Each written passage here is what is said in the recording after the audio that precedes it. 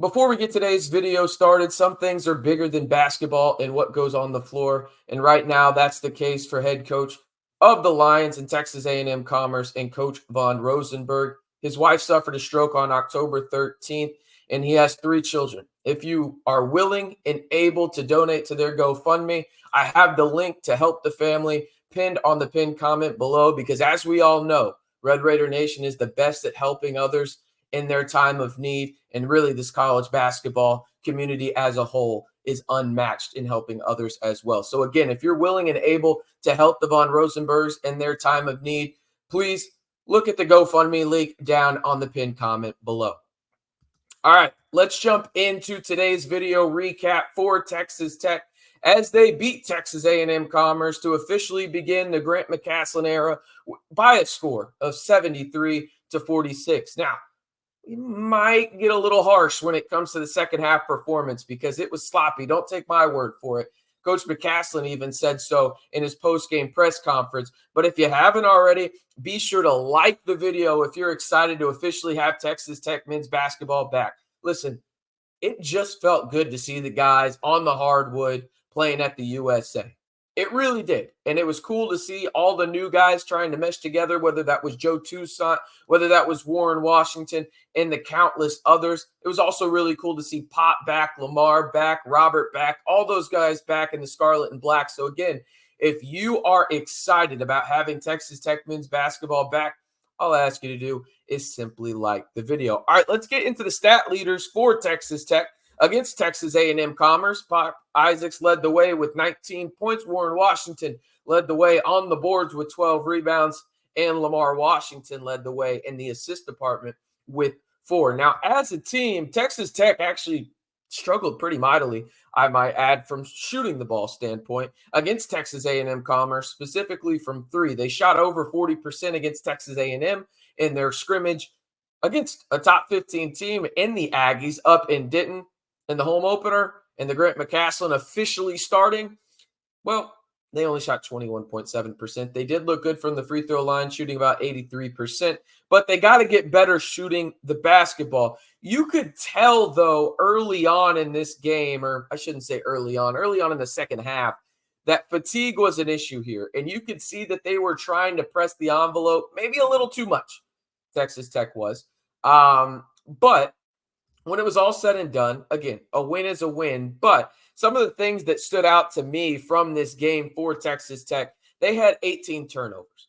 That's just too many against a team like Texas A&M Commerce. Simple and plain, they were trying to do too much. And I will say this, I understand it from the perspective of, hey, it's the first game you're trying to mesh your first real meaningful game under the lights at the USA, right? Like, I get that aspect of it. But there were careless turnovers really in the second half where you could tell it was fatigue and guys just trying to make the perfect play and do too much. And listen, that's not going to cost you when you play Texas A&M Commerce, but it could potentially cost you when you play a team like, Kansas State, right? Or Oklahoma, right? So you got to get better on that end. And I think they will. Again, it's me nitpicking here early on. A guy that also stood out to me was Darion Williams. And if you watch this channel and you've watched and talked about, with me, I should say, Texas Tech basketball throughout the offseason, Darion Williams is a guy that I was really excited about. He had a solid debut for the Red Raiders, did have 3 turnovers, but he had 14-7-1 in terms of 14 points, 7 rebounds, 1 assist, shot 5 of 7 from the field, and actually shot 50% from 3 as well. So not too bad for Texas Tech in that regard. And you know what's also not too bad? Actually, it's pretty much damn elite if you ask me. It's home field apparel. My goodness, y'all. Y'all got to go check out this vintage shirt right here. Y'all see that? Come on, man. This women's basketball 1993 national championship tee, mine's on the way right now. I can't wait to show it off on the channel. This bomber jacket is just absolutely ridiculous. They have so many things that you would love for Christmas just to rock at the house, or you can wear it to the game. And you can save 15% right now by using the code BACK212. Again, that code is BACK212 to save 15% off your entire purchase, getting your new favorite Texas Tech sweater, pullover, shirt, sweatpants, whatever it is.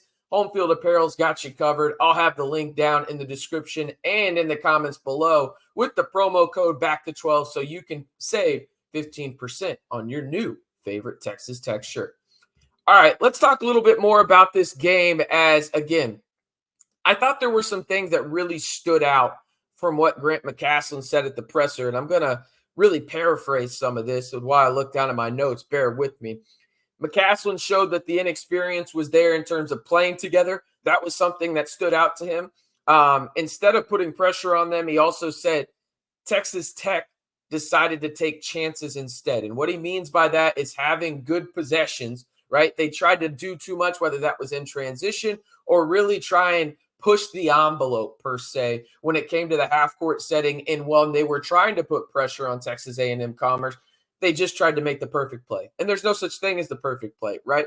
He mentioned that they were trying to make the big plays, but also a little fatigue and inexperience showed in the second half.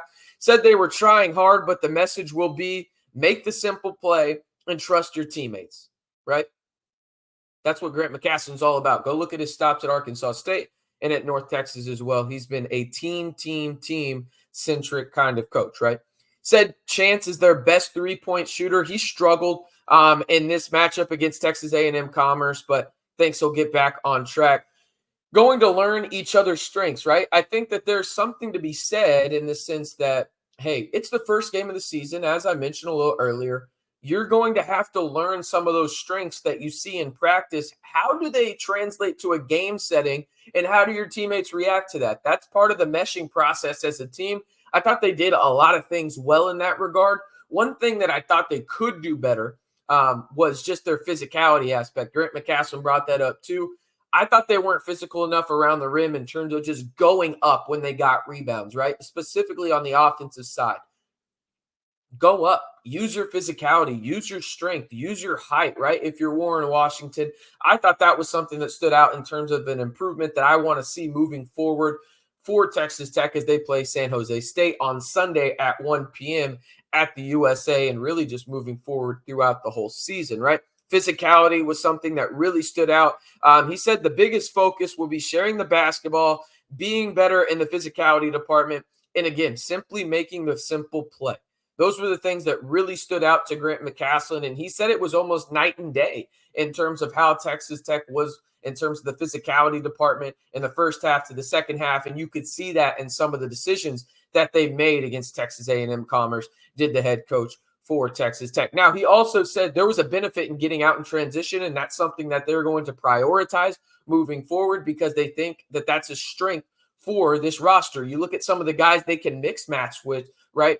One of the lineups that I really want to see moving forward more is Lamar as the point guard with Pop on the opposite side, Chance. Then you got Darion, and then you've got Warren Washington, right? I kind of want to see what that rotation can look like, or that lineup could look like, in the sense that you have three really solid shooters. Lamar is a playmaker, and he can do a lot of great things when it comes to pick and roll basketball with Warren Washington, who will be one of the better pick and roll players in the Big 12 at the center position. So that's a lineup that I'm really interested to see a little bit more of. But all in all, right, it's game one of the Grant McCasland era. There's things that they need to correct in terms of the physicality aspect, obviously the turnovers, and just getting really into game shape. That's something that happens and progresses, and that's why you're playing non-con games, right? To get those kinks in the armor out before you go down for the Battle of Atlantis, right? And you play some teams, at least like Villanova. You could potentially play Arkansas, North Carolina, Michigan, whoever else you line up with in that tournament. But all in all, you win 73-46 at home to start off the Grant McCasland era, 1-0 for the Red Raiders. They'll be back in action on Sunday at 1 p.m. at the USA against San Jose State for another, hopefully, victory and another process to get some of those chinks in the armor out, as I just mentioned, before they head down to the Bahamas to play in the Battle for Atlantis over the Thanksgiving break. I am RC Maxfield, reminding you one more time, if you're excited to have Texas Tech men's basketball back, be sure to like the video, and while you're at it, you might as well hit that subscribe button and notification bell too to stay in the know on Texas Tech men's basketball all year long right here on the most engaging and fastest growing Texas Tech community on YouTube. Of course, I'm talking about the Back to 12 podcast channel.